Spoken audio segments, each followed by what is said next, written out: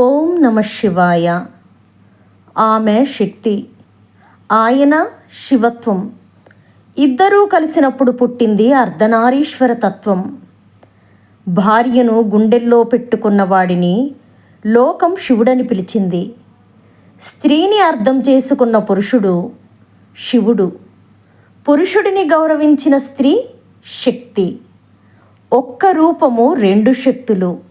అదే సృష్టిని నడిపించే దైవరహస్యం. ఆమె లేక శివుడు శవం. అందుకే తనలో సగం ఆమెకిచ్చాడు మహాదేవుడు. అధికారం కాదు, సమానత్వం నేర్పిన తొలి దైవం అర్ధనారీశ్వరుడు.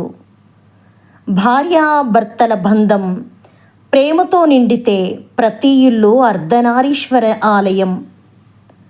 స్త్రీని చిన్నచూపు చూడని వాడే నిజమైన శివభక్తుడు. శివుడు తన శక్తిని పక్కన పెట్టలేదు, తనలో సగంగా మార్చుకున్నాడు. ఆమె ప్రేమ ఆయన పరిరక్షణ. ఈ రెండూ కలిసినప్పుడే కుటుంబం సంపూర్ణం.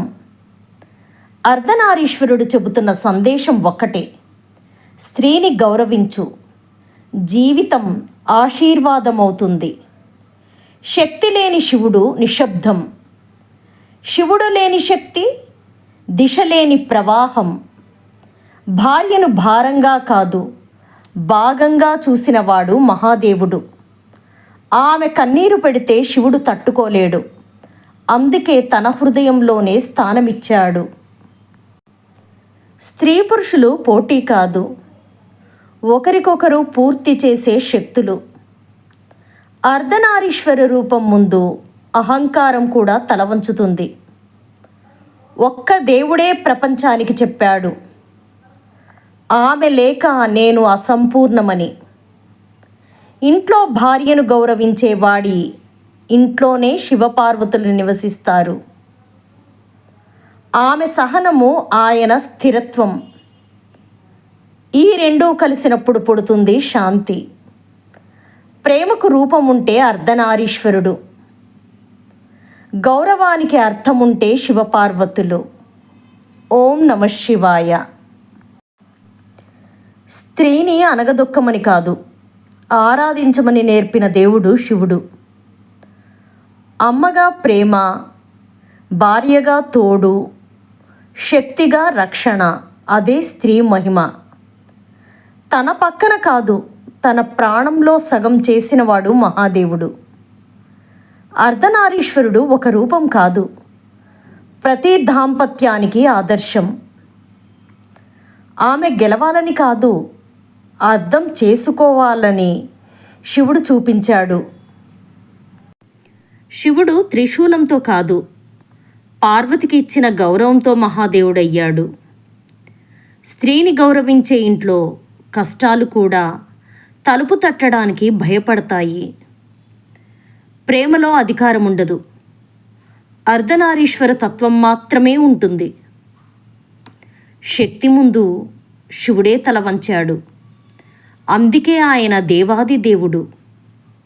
భార్యాభర్తలు రెండు శరీరాలు కాదు, ఒకే ఆత్మకు రెండు రూపాలు. పురుషుడి బలము చేతుల్లో ఉంటే స్త్రీ బలము హృదయంలో ఉంటుంది.